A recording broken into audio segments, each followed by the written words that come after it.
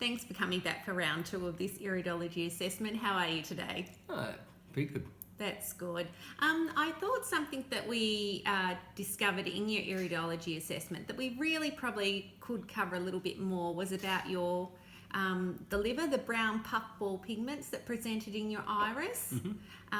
They're a secondary pigmentation, and so they're probably coming from the functionality of your liver, indicating that there's probably some toxins and a build-up of substances in your body that your body would actually like to eliminate. So perhaps we could talk about some foods to actually include in your diet, which would actually help to assist your liver detoxify your body. Okay. Yeah, so in the first phase 1 of the iridology assessment, I mentioned about how the liver cleanses the blood and what an important role that the liver actually has in the body. So some foods to actually include in your diet would be things like garlic, ginger, turmeric, and easy to include in your diet because you can just simply add them as a flavouring in a stir fry.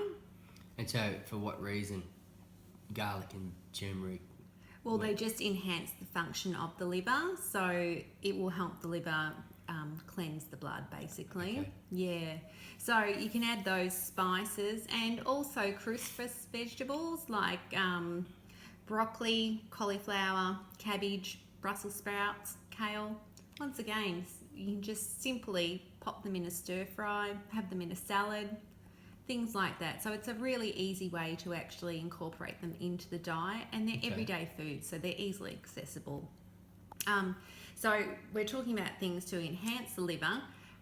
One thing that would really benefit the liver is to actually avoid foods that don't, that contribute to the toxicity of the body. Okay. Oh, and before I move on to that, I know you gave me a really hard time about dandelion tea in the first part of this video. However, dandelion tea is really good for detoxification of the liver as well. So, foods to avoid are your refined carbohydrates, coffee and alcohol, high sugary foods, and fatty foods. So, we're talking about, pastries and biscuits and cakes with your saturated fatty acids or your trans fats, but also things like fatty pieces of meat.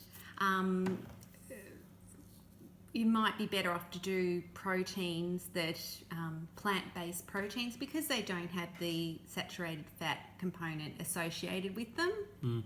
So I suppose that if it tastes good, just don't eat it, pretty much. Well, it's not quite like that, but maybe eat less of them and more foods that look after your liver. That could be good.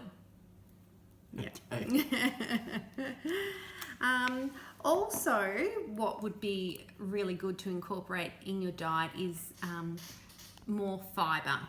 So fibre can be broken down into 2 different types of fibres. There's a soluble fibre and an insoluble fibre. These enhance the liver's role because they actually transport toxins, cholesterol, saturated fats. They actually help bind those substances and transport them out of the body in the form of, through your bowel in the form of feces. And also they feed the microbiome that's actually residing in your body. So it's talking about the bacteria, the good bacteria In your bowel. in your bowel. Yeah. So there's the foods that actually feed these little bacteria in your bowel. So things like carrot and oatmeal and flax seeds, things like that with an insoluble fibre aspect to them. Is there any questions you'd like to ask? Flax seeds is, you actually have to eat the seed, don't you? Not the oil. The oil, you can't just drink the oil. That's got no fibre in it. Is that right? Yeah. You want to eat the husk of the flax seeds. And so you get flaxseed in like a normal trail mix, do you, or do you have to just buy it separately? Or No, you can buy it separately.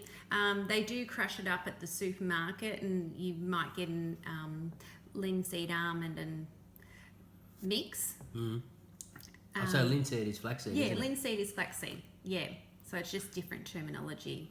But if you, you actually don't get the true benefits of the linseed or the flax seeds until it's actually crushed, because it can pass through the body undigested. Oh, of course. Yep. Yeah.